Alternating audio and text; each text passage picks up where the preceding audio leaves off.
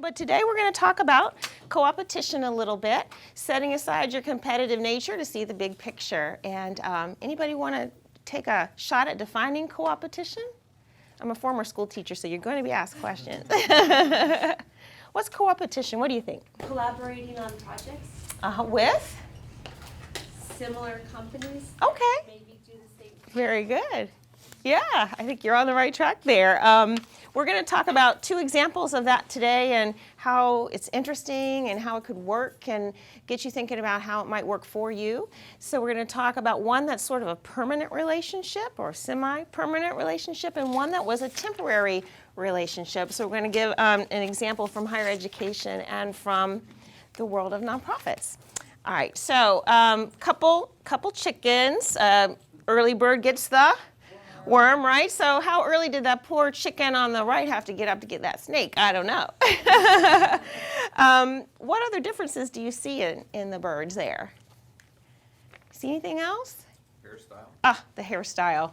Look at that. The one is really trying to one-up the other one. I mean, not only does he have a giant snake, but he took the time to fix his plume or whatever chickens have. I say that to say competition is exhausting. It can be very exhausting. It's not where you want to focus your efforts. The time that he spent with the hare and chasing the snake could have been very well spent somewhere else. So we're going to look at two case studies. We're going to start with Virginia Tech. Any Hokies in the house? Not one Hokie? Hokie family, that counts, right? That counts. Hokie fans. So it's really early in the morning. Here's a really softball question for you. What's Virginia Tech's biggest rival? UVA. All right. Yeah, I know. We have a couple of who's. That's right. I'll get to you in a little bit, Alan. So that's the most significant rival that Virginia Tech has. And in 2006, and actually way before 2006, but I'm going to start the story in 2006, there was a joint facility, and still is, in Richmond, a University of Virginia Tech joint facility on Parham, close to Short Pump. And it was a house divided. It was truly a house divided. And they were sharing facilities in name only. They tell the story that when a student would come to the front desk, they were grilled, like, which school are you here for? Who do you want? And then they would yell back to the back of the room, Virginia Tech, hey, you have a student up here, so that was kind of, so it was very distinct cultures. Everything was very separate. Yeah, they shared the rent. They shared the copy machine, but they didn't share much else up there. Within about 6 months of one another, both of the institutions hired new regional directors. And boy, did that make a difference. They walked in and thought, we're not having this. I mean, this is ridiculous. So they were hired. They started to work on changing the culture. They wanted a student to be a student and for anybody to be able to help that student as far as they could and give them a warm handout. So they started working on a culture, and then there's nothing like a tragedy to really speed things along. There's their house divided flag. Anybody know what happened on April the 16th, 2007? Campus shooting. Yeah, the campus shootings occurred. That was a trying time, and really what was nice was everyone was a Hokie for that day. This is a bridge that's actually in Charlottesville at the University of Virginia. It's called Beta Bridge, and the students there paint it over regularly. Several times a month, the bridge will get a whole new paint. It's a place that they created so that there would be somewhere where they wouldn't deface the rest of the institution. So they painted it Who's for Hokies that day. And there was a real uprising of support for Virginia Tech and what all Virginia Tech was going through. And so they these regional directors in Richmond decided to build a House United. And that really sped things along. I don't recommend a tragedy to help you get a partner that goes beyond shared rent. But they started doing things for the greater good. They did Hokies versus Who's food drives. They decided to take the competition and make it fun. So which alumni group could bring in the most cans of food? They did a Habitat for Humanity house together. They decided to open another joint center in Newport News, and that's where I work, and Alan as well. And because they were able to build that culture in Richmond and launch a new center, they were able to start that culture in Newport News, and they decided to partner on something extremely unusual, which is academic offerings. If you know anything about higher education, The idea that the University of Virginia and Virginia Tech would offer joint programming was unheard of. But these two regional directors had supportive bosses. And even though it was a little bit painful at times, sorry, Alan, it's working really well. There's a natural ebb and flow to the relationship. Sometimes you hit on something with one, that we do things separate and we do things together. So oftentimes one institution will be hiring people, one institution won't, all sorts of things. It's a little bit scary to be working with your competitor. You have to sit at the table and you've got to admit what your weaknesses are and where you need help. And that's hard sometimes. Everything costs less. We get half of the rent. We make half of the money as well. So everything costs less and you actually make less. So it's kind of an interesting juxtaposition there. But I'll tell you what turns heads when University of Virginia and Virginia Tech walk into a meeting together, having ridden in the same car. It's really a novelty emerges. And just imagine the breadth of offerings that the two institutions can offer when they partner. What one doesn't have, the other one does. So it was a matter of sitting at the table saying, we're really good at this, and engineering is Virginia Tech, and cybersecurity is University of Virginia. So we did a lot of that at the beginning, and we visit that table often. So when you walk into a meeting, you never know if the CEO is going to be a Hokie or a who, and I tell you what, some of them really are enthusiastic about their affiliation. So let's say that. They have a strong affinity for one school after another. So what made this particular partnership a success? Something that you want to think about when you're out there thinking about maybe bringing Coopetition into your world of work. So that there had to be shared values. We had to say, okay, what are our shared values? That's the place we had to start. It might have been exceptional customer service, like not yelling into the back, your students here, integrity, commitment, whatever those are, you have to figure out what values you're going to share with the other partner. You have to be very intentional about the culture. It doesn't just happen. The tragedy was a starting point for something different to happen in the world of higher education. But ever since then, they've had to be very intentional. They continue to do Dirty Santa, where we all go up to Richmond, no matter where we are from, and have that whole thing where you steal different gifts and things like that. We've done training together on the Myers-Briggs Type Indicator, which is a phenomenal thing that you can do with your company that tells you a little bit about how your preferences are and how you make decisions and how you navigate through the world. So we did that together as a group and had a lot of fun with that. You've got to build on the overlap where you both have strengths. How can you best use that shared space? How can you best use technology? Always an ongoing battle. Faculty, you can share faculty. You have got to understand each other's portfolios. We've got to be able to meet with a company independently, and when we hear something, say somebody wants degree completion programs. I know that's in UVA's wheelhouse, and I'm going to mention that at that meeting and let them know to follow up with University of Virginia. We also have symbols of the partnership everywhere, just to make it more intentional. We have one orange wall in every classroom. That is our shared color. So that's very symbolic.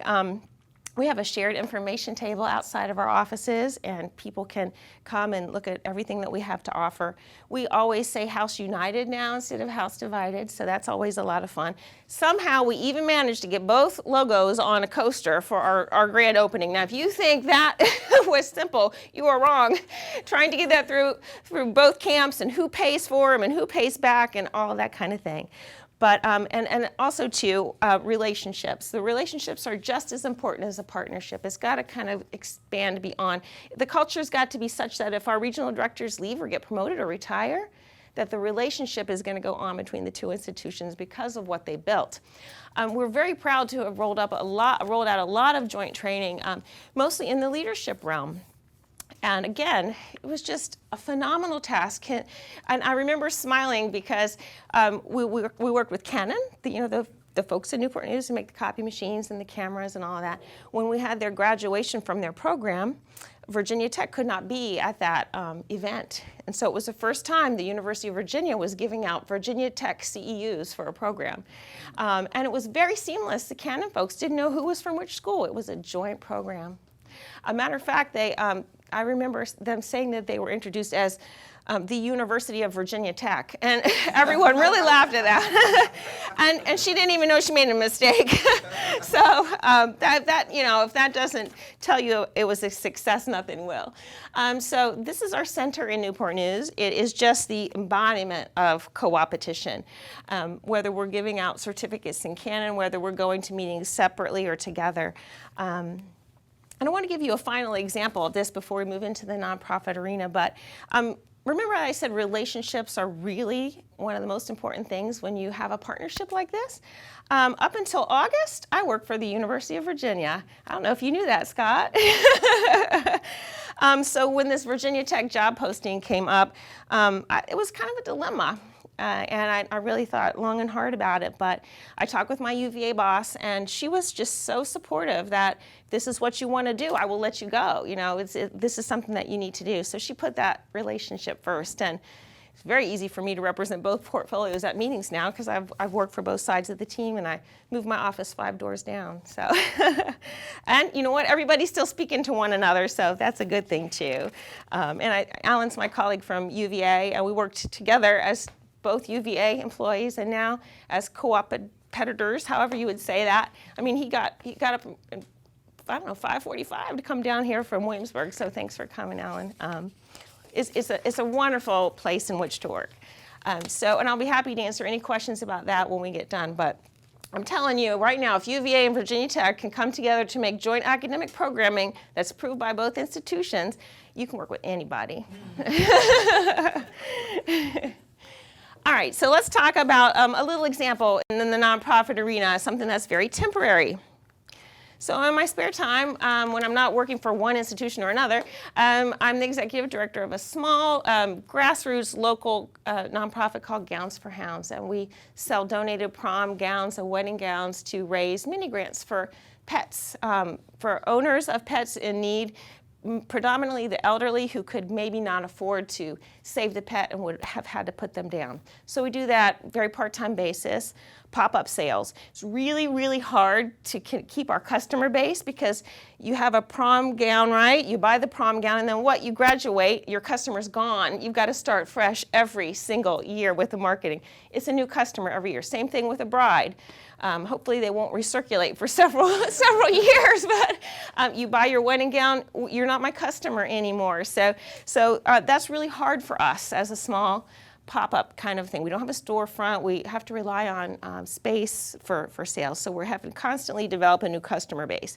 So I saw that the SPCA was having a fundraiser called the Fur Ball. Have y'all ever heard of that? How much fun is that? You can take your dog to this, or cat. A cat person. So I just called them on the phone, and they would be, this is the same kind of, I'm going to put the SPCA logo up there, but these are the same donors, right? These are the same donors. So this is Coopetition at its best if I could pull this off. But I've got the whole UVA Virginia Tech thing. We've got that down. So I figured this is going to be an easy ask, and the worst they could say is no. So they're having the fur ball. I figure the people that go to the fur ball maybe would want a gown for the fur ball. But I also know that people only have a limited amount of money to donate. And if you're a pet lover, you're going to donate to whomever. And they, they've got to protect their donors list and all that kind of thing. So I just said, how about if we partner for an event? We'll do a prom and a fur ball sale at the same time. We'll bring everything. If you can give us some volunteers and some PR, we'll give you 20% of the profits. They've just turned into a no-kill shelter, so they lost a lot of grants. And she said, you know what? Yeah. I mean, she immediately said, yeah, she didn't have to ask anybody. She said, let's do it. And furthermore, she said, one of our board members is the president of Ferguson Enterprises, and I bet you we can get their facility. And she did. So can you imagine how this expanded our reach? I mean, just for the SPCA is huge. They're a national organization. Just for them to email this out, people had never heard from Gowns for Hounds, just to be willing to share like that. It expanded our customer base. It was really a new customer entirely. People my age who needed a formal for a gown. I'm thinking there may be some military applications. The military have balls and different things like that. It gave us fresh volunteers, which is always a wonderful thing. And SPCA got us our venue, which was Ferguson Enterprises. It was beautiful. This happened February 20th. That sale broke all of our previous sales records for prom sales. And it was just so much fun. And you know what? At the end of the day, we were all helping animals. It didn't matter. So, so we have a lot to be thankful for the SPCA. Okay, so finding your own frenemies. Let me switch gears a minute. Just a few thoughts. Think about your biggest competitor. Your biggest competitor. Who would fall out of their chair if you called them and said, let's partner? Who would that be? You just think about that, and you don't have to tell me. Just think about that in your mind. Just like you said, their services and products are like yours. They're going to have things that they do better than you. Ouch, they are. And you're going to have things that you do better than them. All right, so what would be possible if you partnered on a project? What would be in it for you? Novelty, expanding your customer base, getting the word out. It could be a multitude of different things. I mean, it could end up in a merger of some sort. Get clear on your mutual benefits, because you're going to want to know that before you make the ask. Then you're just going to call them, set up a face-to-face meeting. I still think face-to-face meetings are so important. I really do. That's just something I feel is really important. And then what we like to do at UVA and Virginia Tech, we create something called a pilot program, because pilot sounds so nice and soft and low risk, right? We're just going to pilot something. Let's just pilot something. Let's just try it. Let's just pilot it. I mean, that's what I said to the SPCA. Let's pilot a joint fundraiser and see what happens. You know, we have all the gowns. You got the mailing list. Let's do it. So if you say pilot program, it just really helps, because it kind of takes the pressure off. Nothing permanent, we're just gonna pilot something. And we'll revisit it. Works all the time down in Allen. Yeah. So I'm gonna leave you with something that really reminded me of this concept. Has anyone seen the movie Race, the story of Jesse Owens? It's out right now, and it's phenomenal. I got to see it, I think a week ago Thursday. And certainly he was in the Olympics during the time of Hitler. But what I thought was really wonderful was there a moment, which will not ruin the movie for you, but there was a moment where Jesse Owens was doing the long jump. And the German competitor, his name was Luz, L-U-Z, and he had just broken a record on 2 jumps. Jesse's first 2 jumps, he scratched both times because he went over the little mark. And everyone was just all been out of shape about the Americans. It was just a mess. It was a political hotbed, a huge mess. But this German, Luz, stopped Jesse from doing his last and final jump, which he had nothing on the books. And he took his handkerchief and he placed it in front of where Jesse kept messing up so that he would jump earlier. And Jesse ended up breaking that record that was just set and winning. And that's just, I mean, there's business for everybody out there, and sometimes you win and sometimes you don't. But this German wanted to win the right way, and he wanted to win, and he didn't. And they ended up being friends. It's a great movie. I highly recommend it. But I think Coopetition allows us such a farther reach. I think it's way more fun to work with somebody that has formerly been a competitor, even if it's in a small little piece of the arena. And you know what else? It's a lot of fun. It's just a lot of fun to create. You never know what's going to happen. So with that in mind, I do have the pleasure of being the Associate Director of Virginia Tech Hampton Roads Centers. I'm in Newport News and Virginia Beach, predominantly in Newport News. And we do a lot of things at the center. We're getting ready to have a really wonderful program on emotional intelligence for women that was just approved yesterday, because March is National Women's History Month. And so I brought literature on that. We do project management. If anybody wants to get a doctorate in education, I don't know, if you're not busy, come on over. We can do that too. But we have a lot of fun with corporate training. We can do really economical one-day workshops. We can work with UVA to deliver something if you have a boss who's a who instead of a hokey. So we do a lot of wonderful things. I did bring some literature on all that we do, and my business cards are there. And hopefully this got you thinking a little bit about what Coopetition could do for you. And I would challenge you before next month when you come back, reach out to somebody, shock somebody, do something different, take a chance. So thanks for having me, Scott.